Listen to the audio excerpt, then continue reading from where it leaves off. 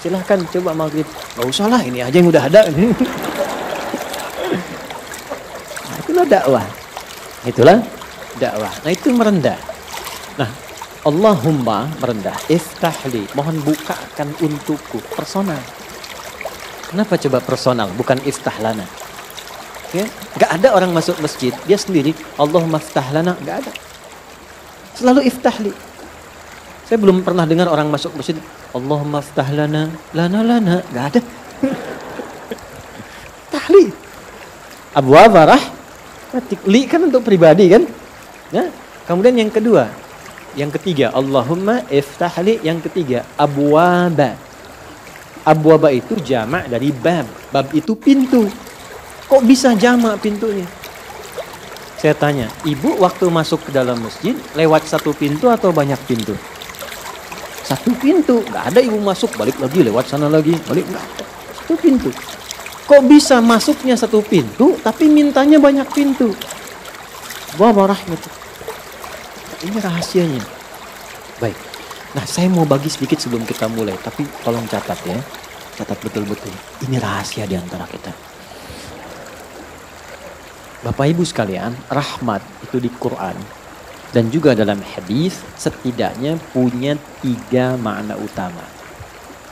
Ada 3 makna. 1. Solusi dari berbagai macam persoalan hidup. Saya ulang, solusi dari berbagai macam persoalan hidup. Itu diantaranya ditemukan di Quran surah kedua Al-Baqarah di ayat 157. Nah, munculnya ayat 157 ini ada keterkaitan dengan 155 dan 156. Persoalannya di 155, sabarnya 156, solusinya 157. 155, walanabluwannakum bisyai'in minal khauf wal ju' wa naqsim minal amwal wal anfus wath thamarat wa basyiris sabirin. Sabarnya 156. Alladzina idza asabathum musibah qalu inna lillahi wa inna ilaihi raji'un. Ayat 157-nya, ulaika 'alaihim salawatum mir rabbihim wa rahmah wa ulaika humul muhtadun. Ya. Baik. Rahmat yang pertama, solusi dari berbagai macam persoalan kehidupan. Baik kegelisahan. Jangan dikira yang hadir di sini tenang semua. Ini walaupun wajahnya kelihatan senyum-senyum, hatinya ada yang gundah. Ada yang baru ditolak saat mau lamaran, mungkin kan? Lamar kerja maksudnya. Ya? Ada yang mungkin sedang kesulitan di rumah tangga, pengen dapat ketenangan. Khauf. Gak bisa dihindari. Tadi aja kan gak lihat-lihat jamnya, Ustaz datang nggak gitu kan? Padahal saya secepat mungkin bisa ke sini tuh. Ya nggak singgah di rumah, cuman ke kantor ganti pakaian langsung ke sini. Hampir nggak tidur saya semalam itu. Alhamdulillah. Ya, tapi kan yang khawatir Anda. Wal ju' kan ada yang lapar. Awal-awal dari subuh ke sini sarapan aja belum kan?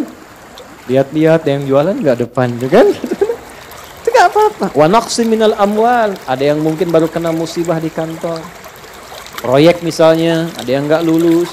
Ada utang belum dilunasi, cicilan masih nyari solusi. Yang demikian. Wal anfus, ada yang sakit, mungkin kerabatnya datang supaya cari wasilah. Allah kabulkan doanya. Ada yang ngejar ustaz supaya minta didoakan. Ada. Wat thamarat. Itu kalau buka mushaf diartikan buah-buahan. Itu sebetulnya bahasa kiasan. Cara bacanya, memahaminya dengan balaghah.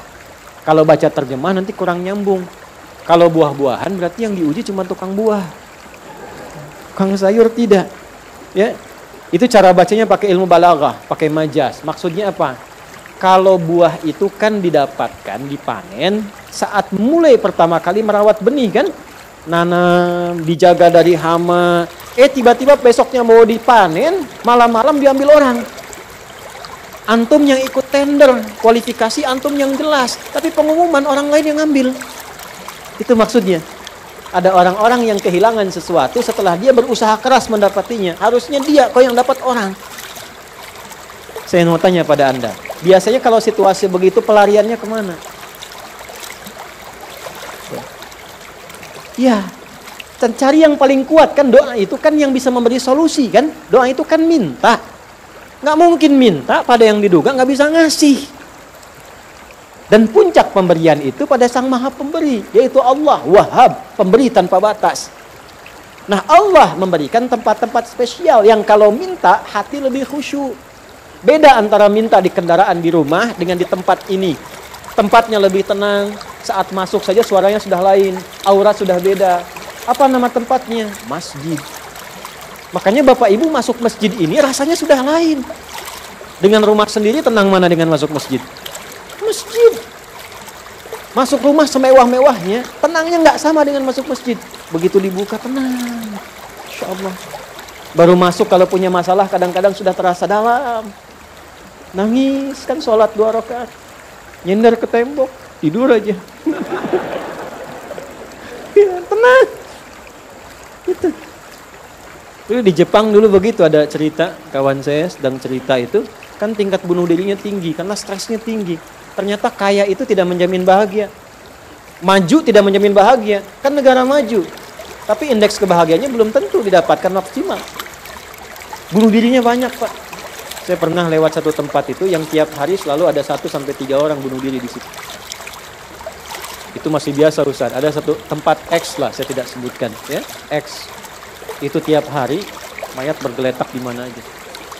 Sampai akhirnya wali kotanya punya ide, tapi ini nggak harus ditiru. Nyari solusi yang belum kedapati. Dibikin satu tempat di lokalisasi. Kalau mau bunuh diri di sini aja. Waktunya diatur. Jam 9 sampai jam 11, jam 2 sampai jam 3. Kalau lewat situ datang, tunda besok. Diatur. Ini kisah nyata, satu kali ada orang kemudian pengen datang ke situ ketemu sama orang Islam. Mau kemana, Pak? Bahasa kita lah, bunuh diri katanya. Jam berapa? Jam 1. Ini kan belum nih. Belum. Ikut saya aja dulu. Aku terlambat nih. Bener. Aku terlambat. Nanti kalau Anda merasa rugi, saya ganti apapun itu. Akhirnya ikut. Begitu ikut dibawa ke masjid, ya Allah. Dibawa ke masjid. Itu cuma duduk tunggu di luar, sedang ada pengajian. Duduk, begitu masuk, duduk ketiduran. Tidur, selesai pengajian, dilihat lagi sama yang muslim ini. Kok enak banget tidurnya. Ya kan? Tidurnya, mau dibangunin gak enak, sampai lewatlah batas bunuh diri itu. Karena lewat gak enak, bangun katanya, wah bangun kan. Begitu bangun, minta maaf lah si muslim, saya minta maaf betul-betul. Karena melihat Anda begitu nikmat tidurnya, saya tidak mampu membangunkan Anda. Ini sudah lewat jam bunuh diri katanya. Tapi menariknya kata orang ini, nggak apa-apa. Ini tempat apa katanya? Tempat apa? Ini masjid. Kenapa? Saya itu ingin bunuh diri karena saya sudah hari-hari nggak bisa tidur. Jadi dia menyimpulkan kalau bunuh diri itu udah mati, udah tidur aja. Gitu, saking nggak bisa tidurnya. Tapi kok bisa di tempat ini bisa tidur? Dia belum kenal jamaah Andor.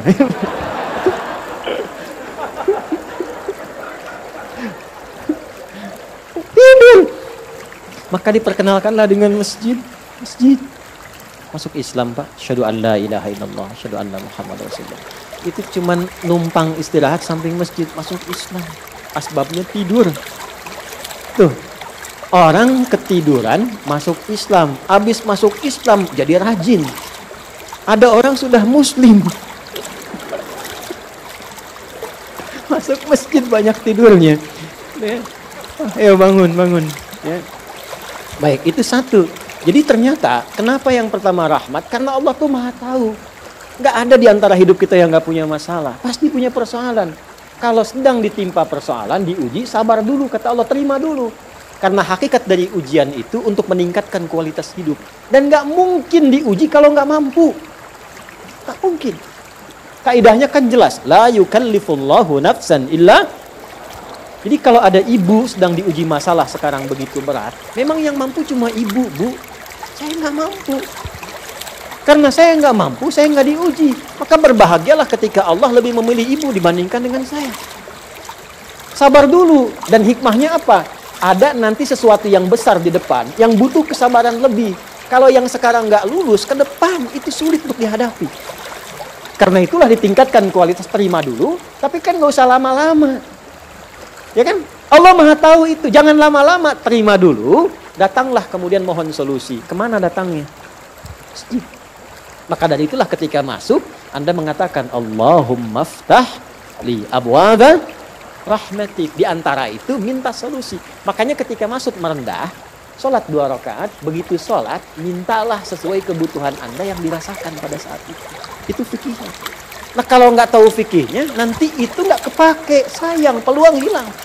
Padahal mungkin itu cara Allah untuk bisa mengabulkan apa yang kita mohon. Jelas? 1. 2, itu ampunan dari dosa yang sudah berlebih. Namanya israf. Quran surah ke-39 Az-Zumar di ayat ke-53. Qul ya ibadiyalladzina asrafu ala anfusihim la taqnatu mir rahmatillah. Innallaha yaghfirudz dzunuba jami'a. Duhai hambaku, tuh masih disebut hamba. Siapa di antara kita di sini yang merasa tidak punya dosa? Boleh angkat tangan. Boleh, silakan. Saya selesai pulang. Pasti setiap kita merasa itu. Dan tidak sedikit orang-orang yang ingin taubat itu mencari tempat. Nah, tidak ada tempat yang paling ideal kecuali ke masjid. Kalaupun nggak ada orang, nggak apa-apa. Datang, masuk. Masuk, Pak. Mungkin yang menghambat rezeki itu dosa. Yang menghambat perbuatan belum bisa jadi baik, dosa. Ya, mohon maaf, dengan berbagai jenisnya. Dengan berbagai jenisnya. Maka yang terbaik apa? Datang ke masjid. Datang ke masjid. Ya. Ini kisah nyata di masa lalu. Makanya sering baca tuh yang baik-baik lah, kisah salafus saleh, orang-orang saleh di masa lalu. Ada seorang hamba rajin salat. Ini sahih riwayatnya. Sahih. Rajin salat. Tapi yang menarik tertuliskan, ya, ketika malaikat itu mendapat informasi, di aras tertuliskan. Ini termasuk bagian dari ahli neraka. Tapi salat. Perhatikan ya, perhatikan. Ini nanti terkait juga dengan hadis. Kalau Anda baca Al-Arba'in, nomor hadis yang keempat itu. Ya, terkait dengan bab takdir. Bagaimana kemudian ikhtiar seorang hamba itu, ya, menjadikan ia berubah dari salah menjadi soleh. Dan sangat dicintai oleh Allah. Oke? Maka apa yang terjadi? Bapak Ibu sekalian, tiba kemudian si malaikat itu, ini kisah sahih yang sampai, lalu menyampaikan, kasihan pada orang ini, kok kelihatannya ibadah tapi tertulis ahli neraka. Maka disampaikan dengan cara yang Allahu a'lam, apakah menyamar atau bagaimana, tuliskan. Kamu kok terus-terusan sholat? Padahal belum tentu baik di mata Allah. Belum tentu menjadi bagian ahli surga. Perhatikan jawabannya. Tujuan saya sholat ini bukan karena surga atau neraka. Tujuan sholat ini bukan karena saya dipandang baik atau buruk. Tapi tujuan sholat ini, saya ingin mengagungkan Allah Subhanahu wa ta'ala. Perhatikan. Dan nanti ini menjadi cara bagi seseorang yang ingin bertobat. Jadi kalau ingin bertobat, tobatnya ingin benar, carilah perhatian Allah. Yang penting ridha Allah. Terus saja tobat. Tobat sampai merasakan kenikmatan tersambung dengan Allah. Itu maksudnya. Jadi begitu keluar kalimat itu yang mengguncang arsy, itu yang dijadikan oleh Allah pelajaran bahkan pada alam malaikat untuk mengenal bagaimana rahmat Allah itu diberikan. Mudah bagi Allah membuka, merubah, memutar, mudah. Tapi Allah ingin memberikan pelajaran bahkan di alam malaikat bagaimana kasih Allah diberikan. Begitu kalimat itu muncul, apa yang terjadi? Maka berubahlah di arsy namanya menjadi ahli surga. Ini riwayat sahih. Berubah menjadi apa? Ahli surga. Padahal Allah tuh maha mengetahui, gampang aja tinggal dirubah ahli surga, tidak. Tapi Allah ingin memberikan informasi bahkan di alam langit kepada para malaikat betapa tingginya rahmat Allah memberi kesempatan pada setiap hambanya untuk kembali kepada Allah dalam kebaikan. Dan itu disebut hamba. Disebut hamba. Karena itu Allah begitu mencintai ketika ada pelaku maksiat, dia pengen taubat, itu begitu dicintai dan statusnya naik lebih tinggi. Ini yang menyebabkan ayat ini turun. Qul ya ibadiyalladzina asrafu ala anfusihim. Ini yang menyebabkan itu menunjukkan rahmat Allah.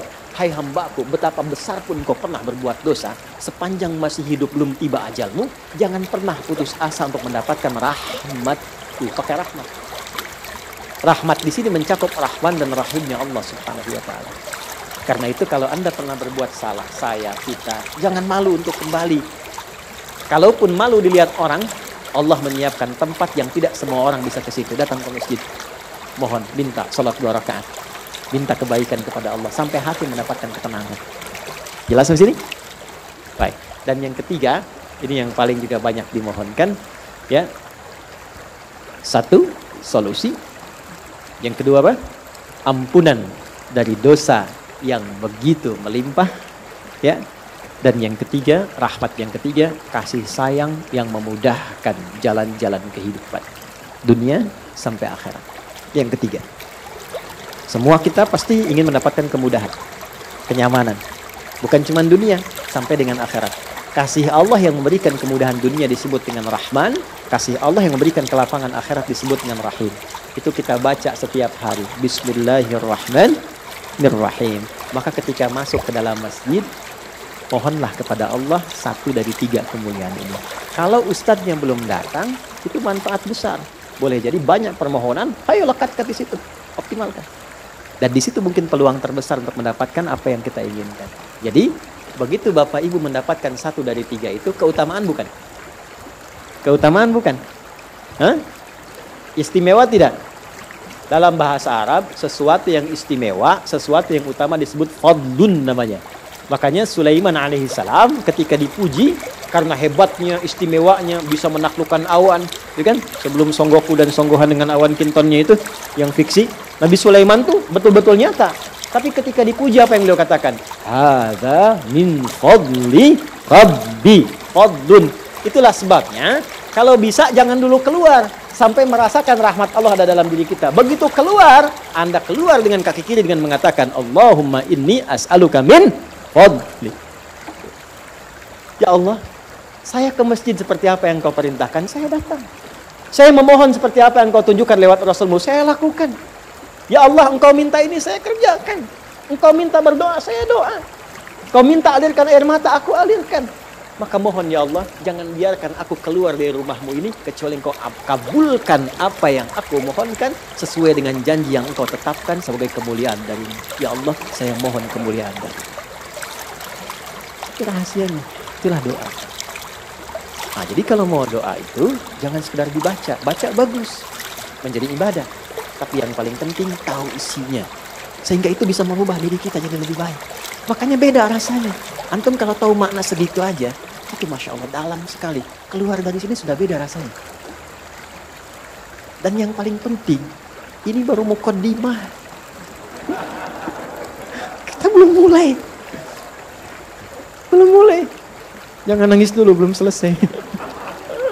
Belum mulai kita. Tapi kan enak gitu ngaji begini itu. Karena apa? Dapat sesuatu. Nah itulah Islam. Jadi Islam itu bukan salihun tapi muslih. Bukan hanya sesuai dengan eranya, tapi memberi solusi dari setiap keadaan yang dilalui. Punya tata nilai.